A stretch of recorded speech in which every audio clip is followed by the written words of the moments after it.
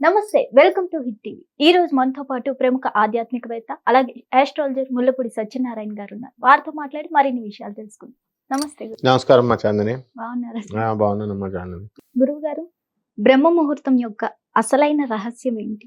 బ్రహ్మ అంటే అన్నిటికంటే పెద్దది అని అర్థం, శ్రేష్టమైనది అని అర్థం. జ్ఞానంలో, వయసులో, అనుభవంలో అన్నిటికీ పెద్దవాళ్ళని బ్రహ్మదేవుడు అంటారు. మనం ఎప్పుడు కూడా రాక్షసులను నువ్వు గమనిస్తే వరాలు ఎక్కువ ఎవరిని తపస్సు చేశారంటే విష్ణుమూర్తికి ఎవరు చేయరు, తోలు తీసేస్తాడు కాబట్టి.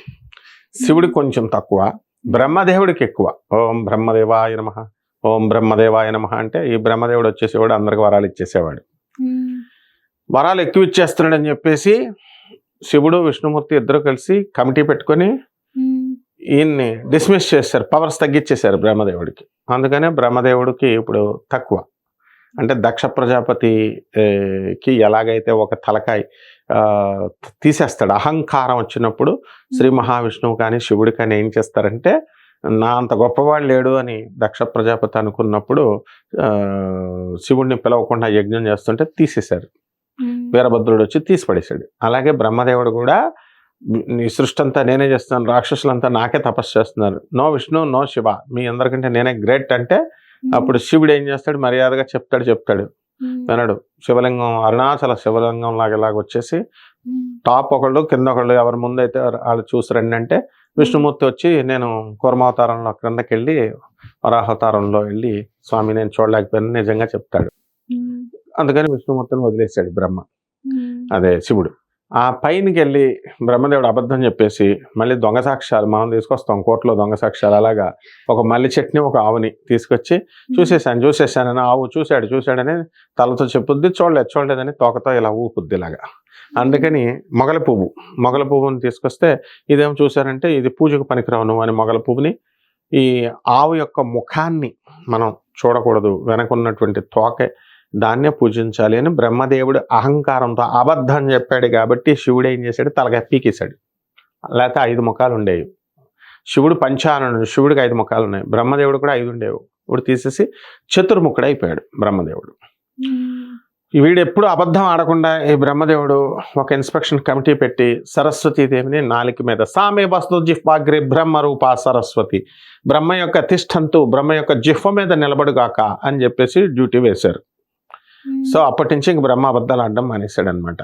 కాబట్టి బ్రహ్మ ముహూర్తం ఆయన ఏం చేస్తాడు, సరస్వతి దేవి లేపుద్ది ఆయన్ని. తొలి జాము అంటాము, అంటే 12 గంటలకి రాత్రి అవుతుంది కదా, నిశాచరులు అందరూ రాక్షసులు, మానవుడు అక్కడే పడుకుంటాడు రాత్రులు, మా దేవతలు రాక్షసులు అందరూ రాత్రులు తిరుగుతారనమాట. సో తెల్లవారుజామున 2:30కి మనకి తొలి జాము స్టార్ట్ అయిపోద్ది. కాబట్టి మనం బ్రహ్మ ముహూర్తం ఏమిటంటే 2:30 నుంచి స్టార్ట్ అయిపోద్ది. ఆ టైంలో బ్రహ్మదేవుడు తన సృష్టిని మొదలు పెడతాడనమాట, సృష్టించడం మనల్ని అందరినీ. ఆ టైంలో ఋషులంతా కూడా తాము తపస్సు చేస్తారు. ఒక 20 minutes మెడిటేషన్ చేస్తున్నాం కదా ఇప్పుడు, అలాగా ఋషులు కూడా వాళ్ళందరూ ఏం చేస్తారు, బాబా అంటే బం భం బాబా అంటే శివుడు నామ్, ఆయన యొక్క నామము, కేవలము అంటే సర్వస్వము అని. బాబా నామ్ బాబన్నాం కేవలం, బాబా నాం కేవలం, బాబా నాం కేవలం, బాబా నాం కేవలం, బాబా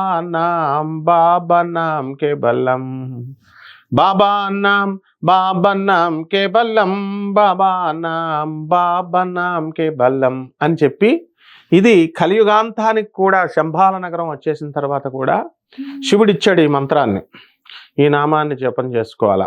త్రేతాయుగంలో రాముల వారి మంత్రాన్ని, తారక మంత్రం.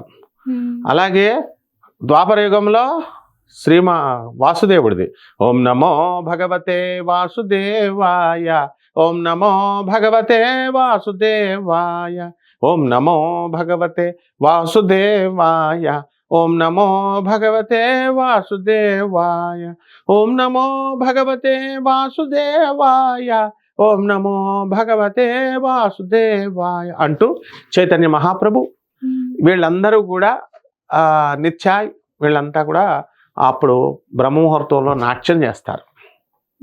ఇప్పుడు కలియుగంలో ఉన్నటువంటి మనం వచ్చేసాం కాబట్టి ఇప్పుడు ఋషులంతా కూడా ఏదో ఒక దైవనామస్మరణం, ఓం నమ శివాయ, ఓం నమ శివాయ, అలా దైవనామాన్ని ఆ జపాన్ని ఆ తెల్లవారుజామున చేసి వాళ్ళు రిలీజ్ చేసేస్తారు, ఇలా వదిలేస్తారు.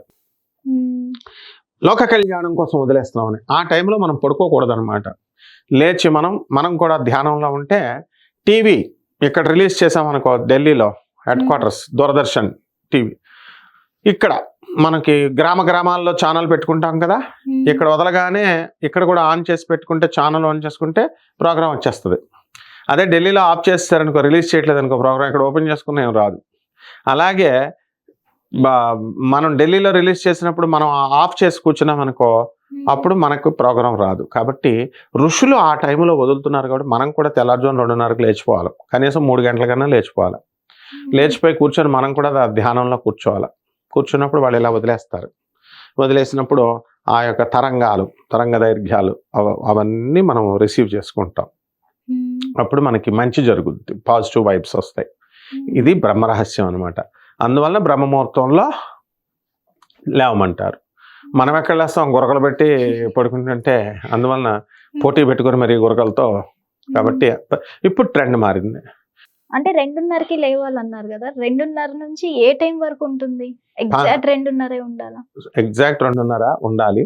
కానీ మరి 2:30 అంటే నిద్ర సరిపోదు కాబట్టి 3 నుంచి మనము కొంచెం ఫ్లెక్సిబిలిటీ ఇచ్చారు మన యూట్యూబ్ జ్యోతిష్కులు, యూట్యూబ్ పండితులు. 3 నుంచి లేవమన్నారు. 3 నుంచి లేవమంటే పల్లెటూరులో ఉన్న లేడీస్ ఉంటారు కదా, నాకు తెలిసిన లేడీస్ కూడా ఉన్నారనమాట. వాళ్ళు తెల్లారుజామున 3 గంటలకు లేచిపోతున్నారు, స్నానాలు చేసేస్తున్నారు, సామాన్ సర్ది పడేసి పూజ అయిపోయి 5 కల్లా క్లోజ్ చేసేస్తున్నారు. పూజ 3 to 5 చెప్పారు, వీళ్ళు చేసేస్తున్నారు 3 to 5. మరి అలా అంత కష్టపడక్కర్లేకుండా మామూలుగా అట్లీస్ట్ 4 o'clock కన్నా లేవాలి బ్రహ్మముహూర్తం అంటే. దీంట్లో ఏంటంటే ఏం జరుగుద్ది అని అంటే, మనం రాత్రి రాని లెక్కలు అదే ఫార్ములా ట్రై చేస్తాం. రాత్రులు రావు, తెల్లారుజామున మనము అది ట్రై చేస్తే నాకు చిన్నప్పుడు వచ్చేసి ఏంట్రా ఈ ముహూర్తంలో ఉన్న గొప్పతనం అనుకునేవాడిని. ఆ విధంగా ఈ యొక్క సమస్యలు తెల్లవారుజామున వచ్చేటటువంటి కళలు నిజమవుతాయి అంటారు కదా, బ్రహ్మకాలం, బ్రహ్మ ముహూర్త కాలం. ఆ టైంలో మనం ఏదనుకుంటే అది అయిపోతాయి. ఒక భర్త భార్యను రోజు తన్నేస్తున్నాడు అనుకో, వీడిని ఇరగొడేయాలరా ఎవడో ఒకడు వచ్చి అని ఒక ఆమె తలుచుకుంది. వాడు ఏం చేశాడు, ఏదో తొండ్ర పని చేశాడు, మొత్తం అందరూ వచ్చి విరగొట్టేశారనమాట. కాబట్టి అది మంచి అయినా చెడైనా బ్రహ్మ ముహూర్తానికి ఆ శక్తి ఉంటుంది. మన సంకల్పం, thoughts are things. Dale Carnegie చెప్తాడు, మనం ఏదనుకుంటే అది అయిపోతాం, యద్భావం తద్భవతి, ఏదనుకుంటే అది అయిపోతాం. బ్రహ్మశక్తి ఆ ముహూర్తానికి ఉన్నటువంటి శక్తి. అందువల్లనే డాక్టర్ నందమూరి తారక రామారావు, నట సామ్రాజ్, విశ్వవిఖ్యాత సార్వభౌముడు మన ఎన్టీఆర్ అంటే ఇంక మళ్ళీ తిరుగులేదుగా. ఎన్టీఆర్ ఏం చేసేవాడు, ప్రతిరోజు తెల్లవారుజామున 3 గంటలకి బ్రహ్మముహూర్తంలో లేచిపోయేవాడు. లేచిపోయి ఏం చేసేవాడు, వాకింగ్. మొత్తము మెడ్రాస్లో వీధుల్లో వాకింగ్ చేస్తుంటే 3 గంటలకి అనుకో అలారం, కరెక్ట్గా ఈ వీధిలో 3 గంటలకే వెళ్ళేవాడు. గడియారాలు పోయినా పర్లేదు. నెక్స్ట్ వీధిలో 3:05, నెక్స్ట్ వీధిలో 3:10. అంటే మన గడియారాలు పోయినాయి అనుకో, ఎన్టీ రామారావు మన వీధికి వచ్చాడంటే 3కి పెట్టేసుకోవచ్చు గడియారం. నెక్స్ట్ వీధిలోకి వచ్చాడంటే 3:05. అంత పంక్చువాలిటీ.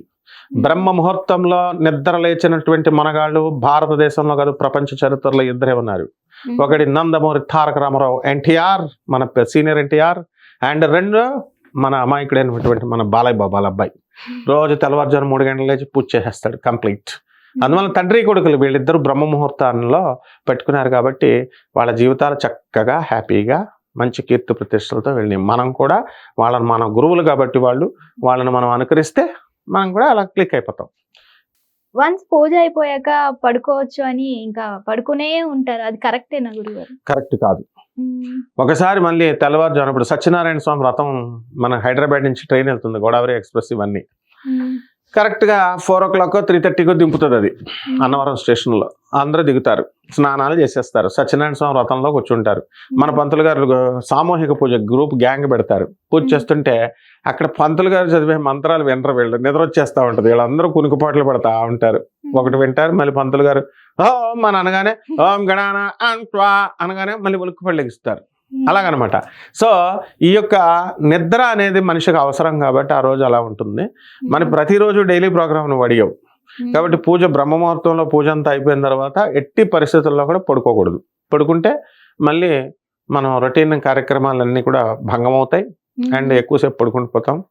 కాబట్టి వీటి రీత్యా కాకపోయినా పూజ చేసిన తర్వాత మళ్ళీ ఎప్పుడు పడుకోకూడదు.